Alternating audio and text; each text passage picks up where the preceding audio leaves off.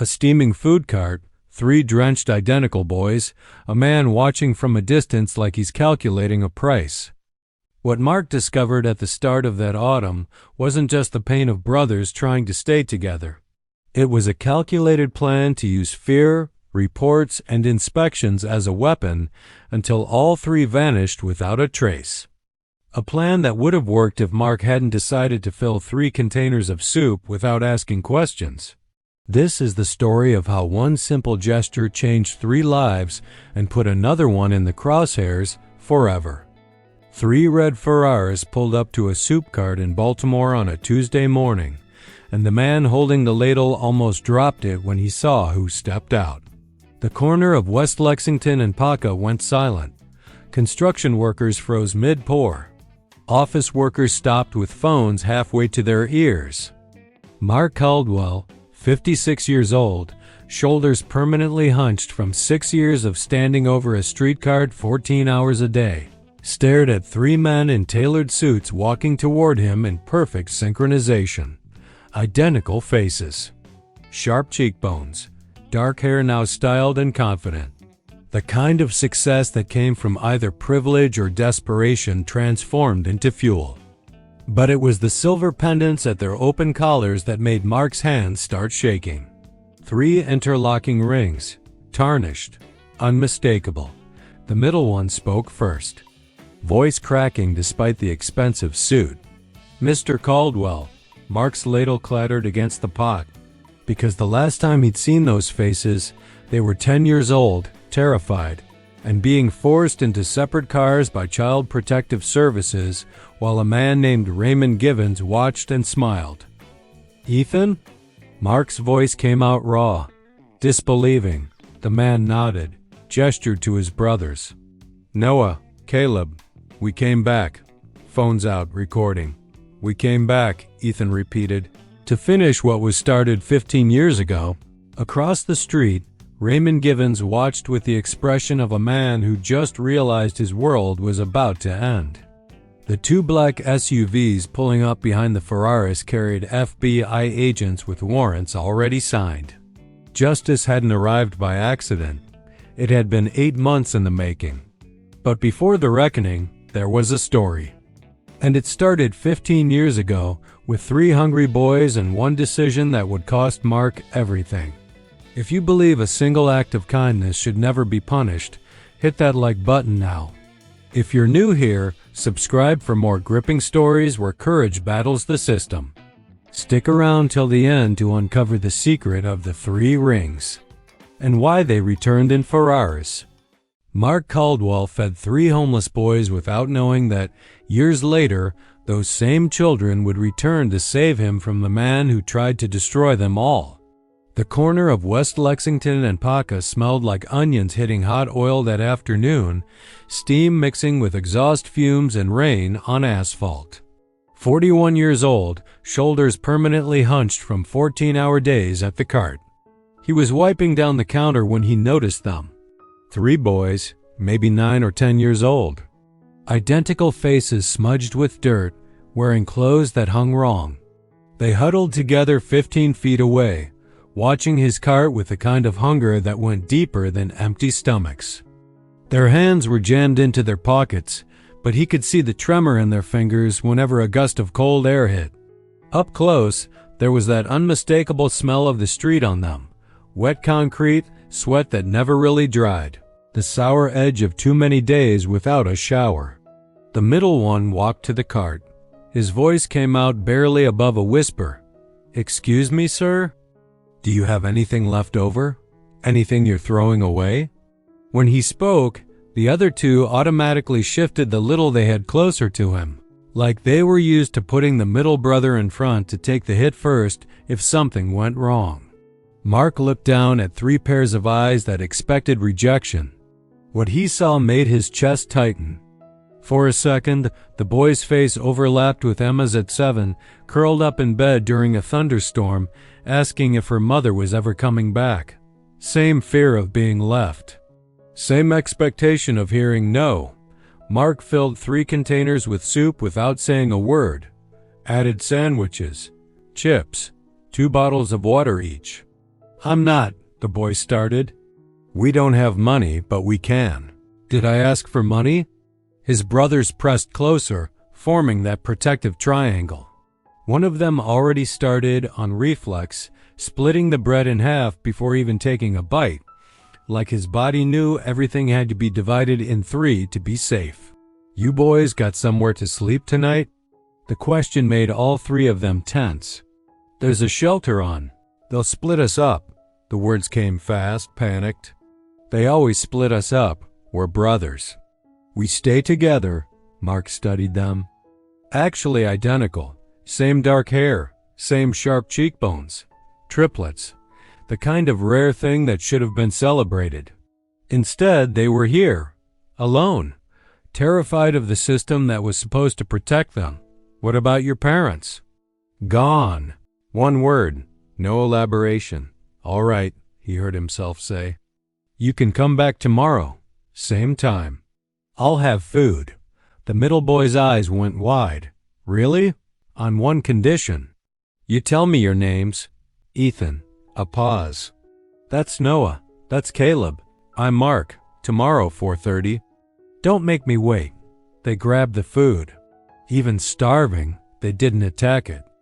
The first piece of bread was split in 3 without anyone having to say a word. Mark registered that the way a father registers small details he never tells anyone. That's when he saw them. 3 identical pendants hanging from cheap chains around their necks, silver-colored, each. One showed 3 interlocking rings, perfectly circular, impossible to separate without breaking the whole thing.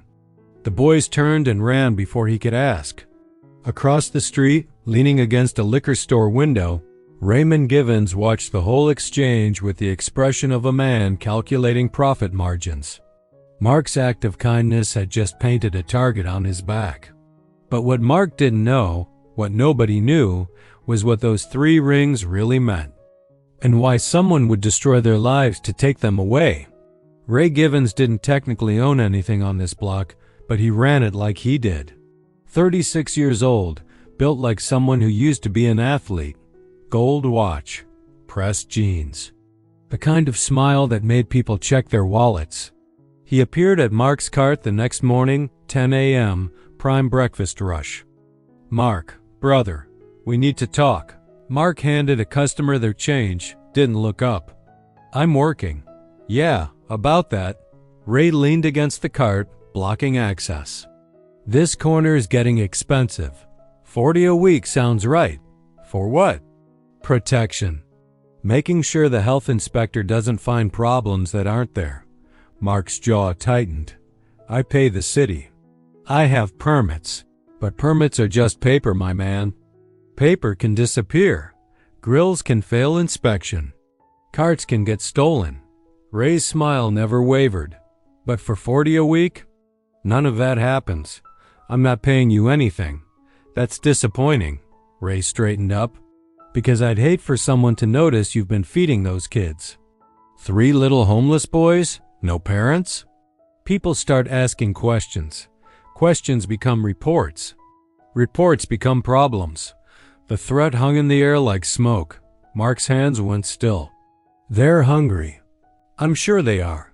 But you know what this looks like, right?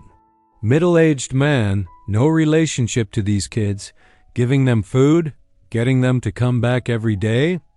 Ray clicked his tongue. People talk, Mark, and once they start talking, a woman waiting in line pulled out her phone. Started filming. Ray noticed, spoke louder. I'm just saying, as a concerned member of this community, that someone should check on those boys. Make sure they're safe. Mark felt heat rising in his face, felt every eye on him. Felt the familiar powerlessness of being accused of something you didn't do by someone who knew exactly how the accusation would land. 40 a week, Ray repeated, quieter now. Or we find out who those boys are. He walked away before Mark could respond. But at 4:30, when Ethan, Noah, and Caleb showed up with their shy smiles and careful thank yous, Mark fed them anyway. He noticed the pendants again. 3 interlocking rings catching the late afternoon light. and Ray Givens was about to make sure someone remembered where he'd seen them before. The flyer was old, sun-faded, taped to a telephone pole 3 blocks from Mark's usual corner, barely visible under layers of concert announcements and lost dog posters. Mark only noticed it because Emma pointed it out during their Sunday walk. "Dad, look, triplets."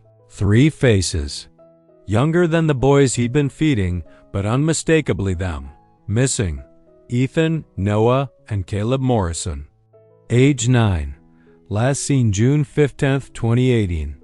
Arlington, VA. If you have any information. Below the text, a photo of 3 identical pendants. 3 interlocking rings. Last seen wearing matching silver necklaces. Sentimental value, grandmother's gift. Mark pulled out his phone, took a photo. His hands were shaking. "Dad, those are the boys from your cart, aren't they? Don't tell anyone." "Not yet. But if they're missing, Emma, promise me." She saw something in his face that made her nod. That night, his tiny apartment turned into an improvised war room. 3 tabs open on the browser, a sensationalist article with their faces under a cold headline. A gray PDF of the police report. A forgotten post in a missing children forum with half a dozen comments from strangers saying the system failed them. In the report, one line made his stomach turn. Possible voluntary flight. Minors display history of attachment issues and idealization of sibling bond. On paper, 3 kids desperate not to be separated became attachment issues. To the file, they were just a PDF and a yellowing photo. 3 more faces in a stack of cases nobody remembered by name. The article threw the word runaways around like it was simple, almost routine. No sentence about fear. No word about the pendants except a bureaucratic note at the bottom. Maybe wearing necklaces of sentimental value. Mark stared at the screen until his eyes burned. Every cold sentence felt like a slap. He knew those boys. Knew how they split bread. How they flinched at the word shelter. None of that fit the language the system used to describe them. These boys had run because someone tried to rip away the one thing still holding them together. And if the system found them again, it would do exactly the same. On Monday, Ray showed up at the cart again, this time with 2 men in city uniforms. "Health and safety," one of them announced. "Random inspection." It wasn't random. Temperature logs suddenly weren't good enough. Permits suddenly needed additional review. 10 days, the inspector said. "Cart stays closed." Ray hung back until the inspectors left. "Could have been avoided. I won't pay you." "Won't matter soon." Social services got an anonymous call. "They'll be here tomorrow, 4:30. Mark's blood went cold. "You called them?" "Concerned citizen." Ray's smile was knife-thin. "And once they're gone, we can talk about that $40. Though it might be $50 now." At 4:30 the next day, November 19, 2021, Mark was at his cart despite the shutdown notice. The boys arrived right on time, smiling, trusting. 20 minutes later, a white sedan pulled up with government plates. Ray Givens had just made the biggest mistake of his life. But the question nobody could answer yet was this: what did those 3 rings really mean? And why were they worth tearing 3 brothers apart? The woman who stepped out wore a pantsuit and the practiced empathy of someone who'd had this conversation 100 times. "Hi there," she crouched down. "My name is Ms. Chen. I'm with Child Protective Services." All 3 boys went rigid. Ethan stepped in front of his brothers. "We didn't do anything wrong." "I know, sweetheart. Nobody's in trouble. But we need to make sure you boys are safe. Where are you staying?" "We're fine." Ms. Chun stood up, looked at Mark. "And you are?" "Mark Caldwell. I sell food here. These boys come by sometimes." "How do you know them?" "They were hungry. I fed them." "Do you have any legal relationship to these children?" "No." "Then I'm going to need the boys to come with me." 2 more cars arrived within minutes. "We stay together," Ethan's voice cracked. "You can't separate us." Of course not, honey. You'll go to the same placement. It was a lie. Mark could see it in the micropause. Mark stepped forward. Wait, I could apply to be their guardian. Sir, that process takes months. These children need immediate placement. I'm what they have. That's not how this works. If you interfere, you'll be charged with obstruction. They put the boys in separate cars. Ethan screamed. Actually screamed. Noah and Caleb pressed against the windows, hands flat against glass, as the cars pulled away in different directions. Mark stood there with 3 empty soup containers. Told you. Ray's voice came from behind him. System's got him now. Mark turned slowly. You did this. I made a call. Concerned citizen. Ray lit a cigarette. Now about your cart. Ready to pay? That night, Mark called Ms. Chun's number. Was told he couldn't get information on children unrelated to him. Ray. Givens had just created 3 enemies who would spend the next 15 years building the case that would destroy him. Caleb woke screaming in a foster home in Delaware. Touched the pendant under his shirt. 3 interlocking rings. They tried to take it 4 times. He never let them. On one particular night, sitting on the thin mattress with his chest still heaving, he gripped the pendant so hard the chain almost snapped. For a second, he wanted to rip it off and throw it against the wall. If remembering hurt this much, why keep carrying it? But the image of his brothers without that symbol came so strong that anger turned into guilt. Instead of throwing it, he tucked it back under his shirt and whispered, as if they could hear him, I'm not going to be the first one to let go. Noah hummed in the dark in Maryland and wondered if his brothers were touching their pendants right now. A caseworker sat on the edge of his bed one afternoon, clipboard on her lap. You need to move on, Noah. Your brothers are in good homes. Thinking about them all the time is holding you back. How do you know? He asked, voice low. We have records that they're well cared for. Have you seen them? Silence. The pen stopped mid-note. That's not how this works, Noah. You need to focus on your own life, on paper. There were 3 lines in 3 different files. To Noah, they were still one body, torn into pieces. Ethan sat in a Pennsylvania group home, writing in a notebook. Every memory, every detail. Building a map back to them. When a coordinator showed up with a practice smile and a brochure in hand, he understood the danger instantly. We have a family interested in you. Big house, yard, your own room. It would be a wonderful fresh start, Ethan. Is it nearby? He asked. Another state. More opportunities. More distance, he thought. Harder to find any trace of them. I don't want to go, she frowned. Are you sure? A lot of boys would be grateful for this chance. If I go there, I never find my brothers. You don't know that. I know enough. He signed the refusal, listening to the whispers in the hallway about a difficult kid and cases that hurt the statistics. Better to be a problem on a report than a memory erased from Noah's and Caleb's lives. Mark paid Ray $40 every Tuesday. Kept 3 soup containers ready at 4:30. Kept 3 chairs at his table. When any child wandered too close to his cart, even out of curiosity, he took a step back before anything else, eyes flicking around automatically to see who was watching. He never offered food unless he could see a parent or guardian within arm's reach. Ray bought 2 properties. Started wearing better watches. 6 guys collecting from 30 vendors. Then Ethan turned 18.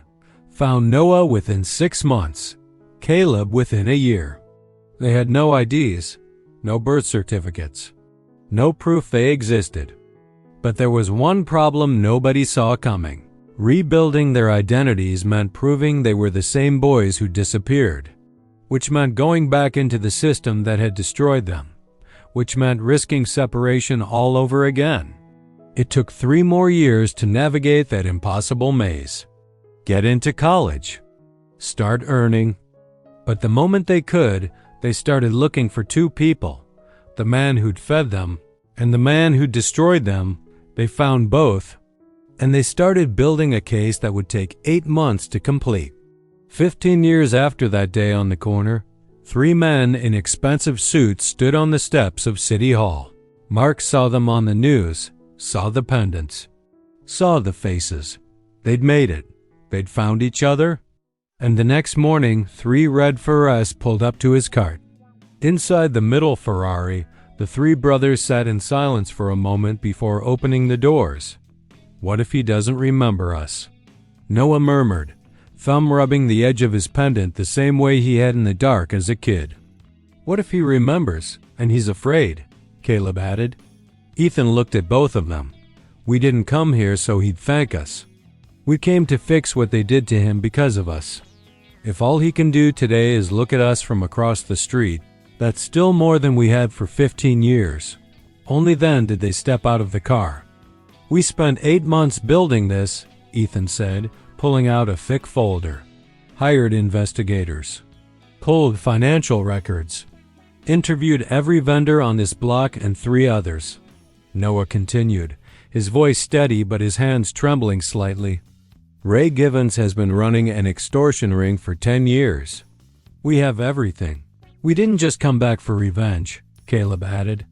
We came back with evidence, with the FBI, Mark stared. You've been investigating him? Since we found each other 3 years ago. The moment we could, we started looking for you. We pulled our case files 2 years ago, Noah said. Saw every call you made trying to find us. Every form you filled out. His eyes weren't steady anymore. You were the only person who tried, Mr. Caldwell. The crowd pressed closer. Phones up, recording everything. Caleb's breathing was getting faster. Panic rising. Ethan touched his brother's shoulder. Cal, stay with us. Noah gripped his hand. We're together. We stay together. It took a minute for Caleb's breathing to slow. The crowd watched in silence. 3 successful men in expensive suits. And underneath, still carrying the trauma of 3 10-year-old boys ripped apart. We became rich for this, Ethan said finally, voice raw, to become people who couldn't be ignored. People who could fight back. And we brought the FBI, Noah finished. Ray appeared from across the street. Same swagger, same smile. Well, Mark's got fancy friends. Ethan turned to face him. As of 9 a.m. this morning, we own 4 properties on this block, including the liquor store you run your operation out of. Ray's smile flickered. $40 a week from Mark, Noah read from his phone. $50 from the taco truck.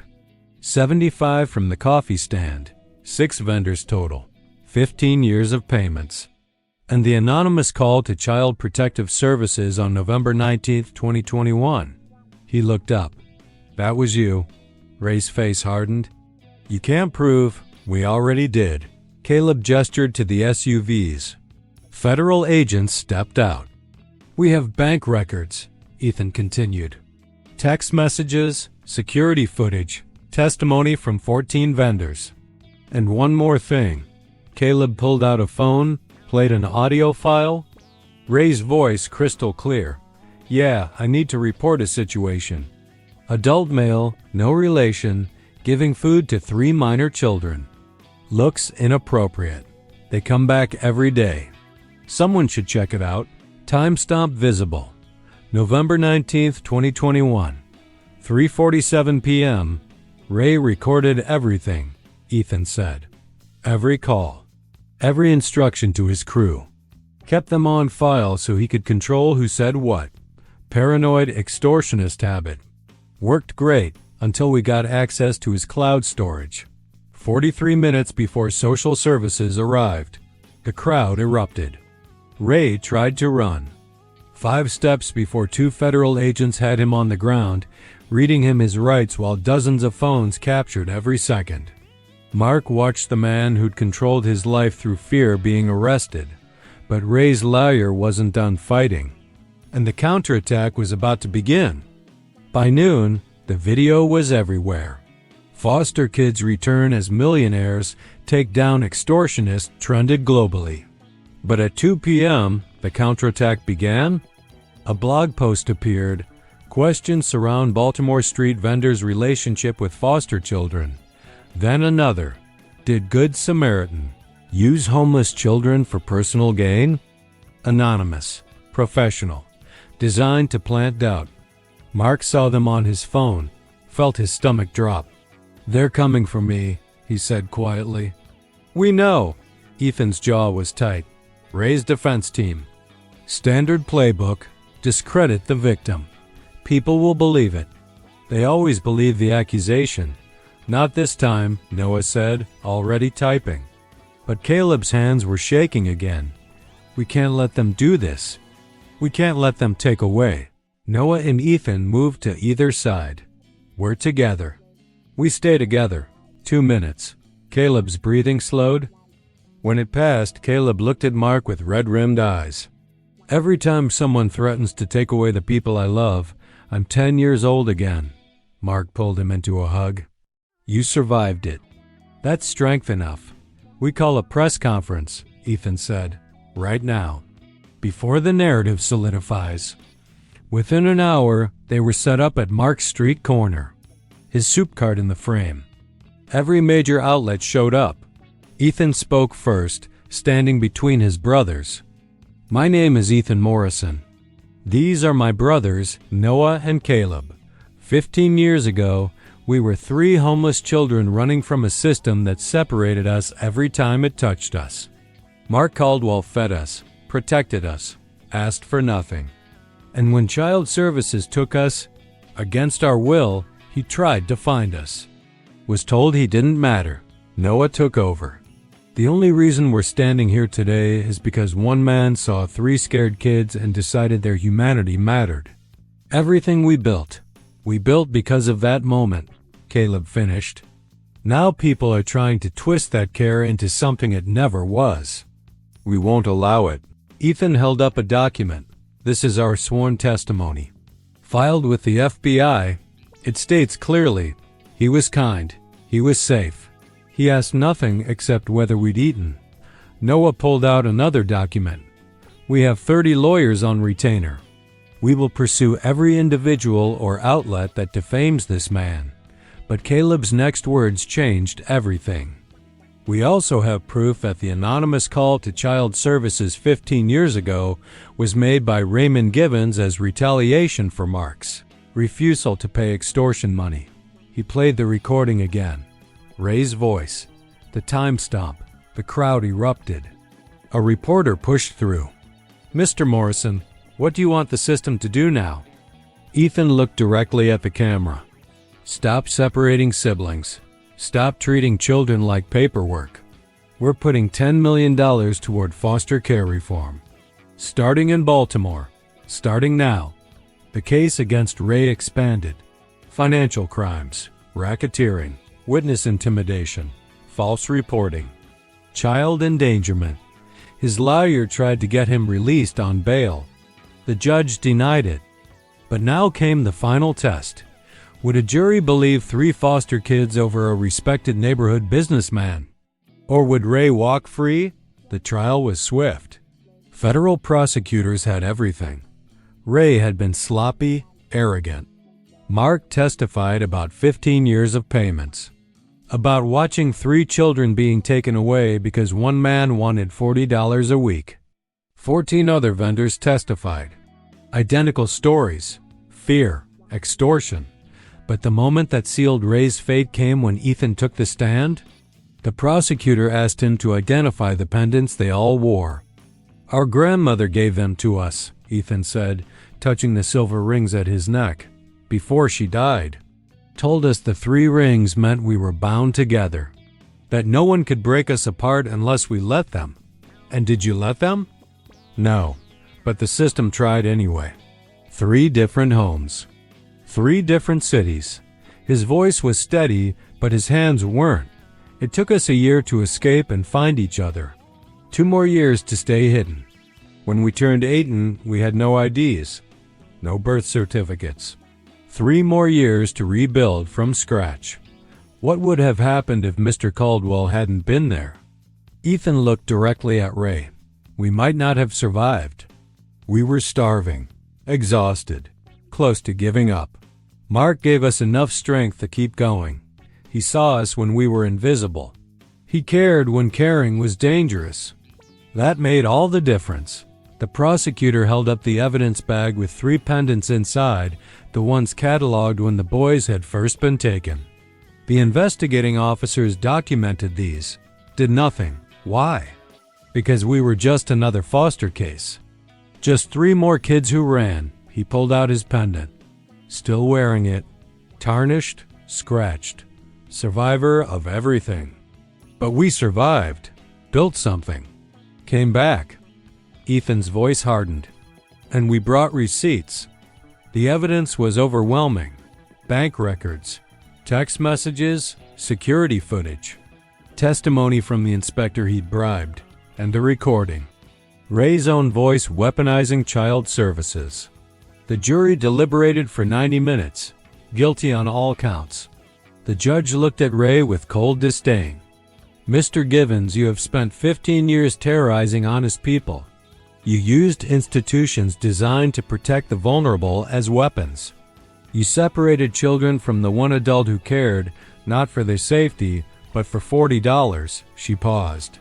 15 years. Federal prison. No parole eligibility. Ray's lawyer objected. The judge overruled. As they led him away, Ray looked at Mark one last time. No swagger, no smile. Just a man realizing that karma had a very long memory.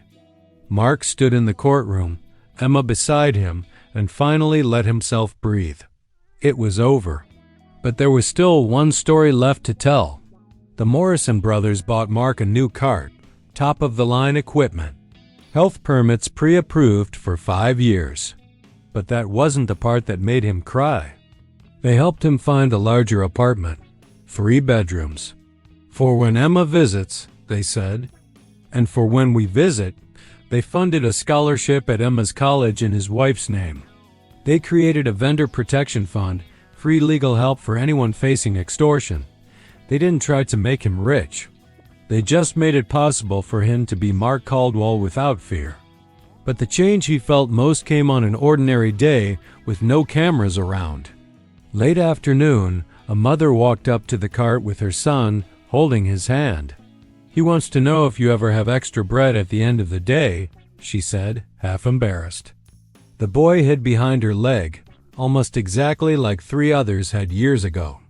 Mark felt the old reflex, eyes scanning the sidewalk first, checking who was filming, who might twist what he was about to do.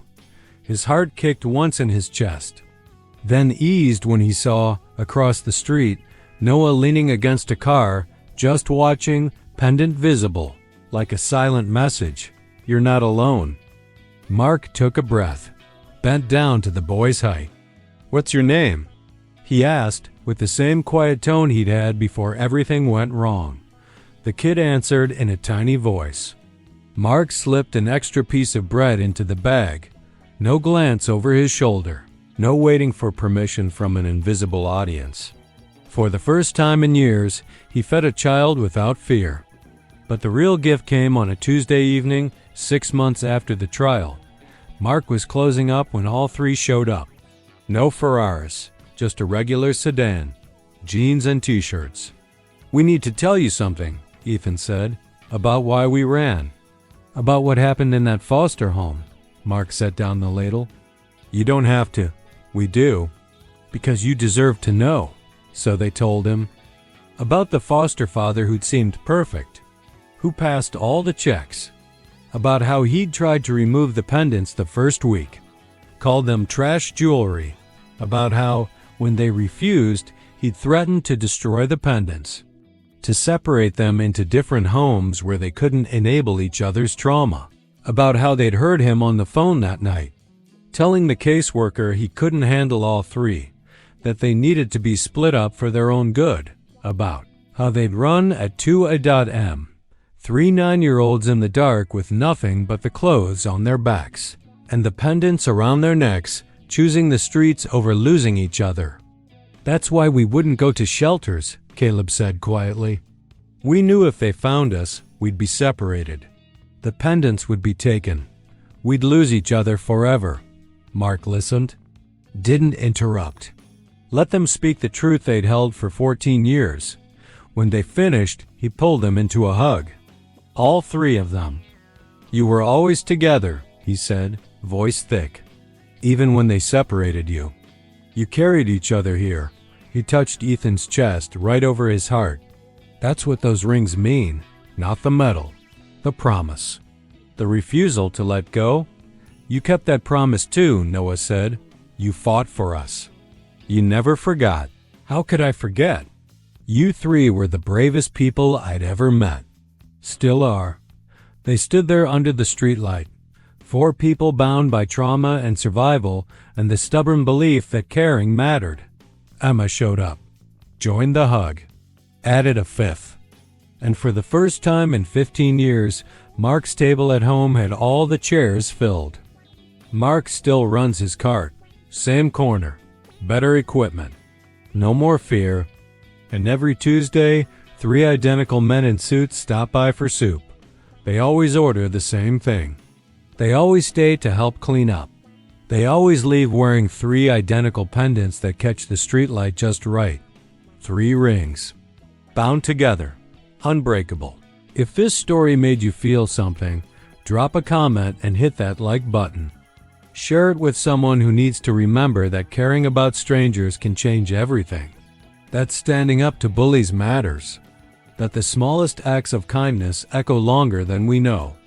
That sometimes the children you save grow up to save you right back.